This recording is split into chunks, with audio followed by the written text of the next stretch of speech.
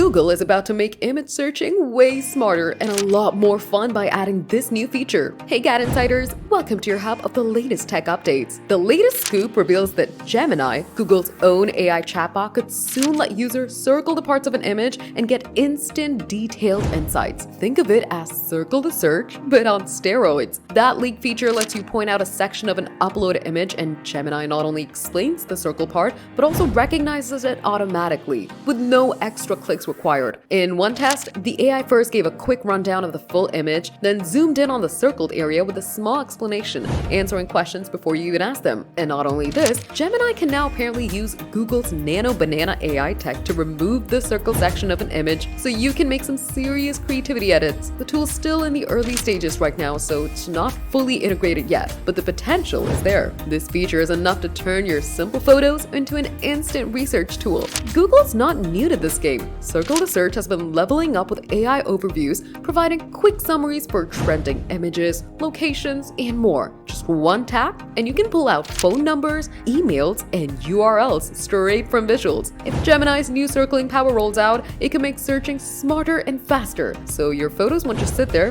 they'll start talking back. Do you think this update is useful? Tell us in the comments.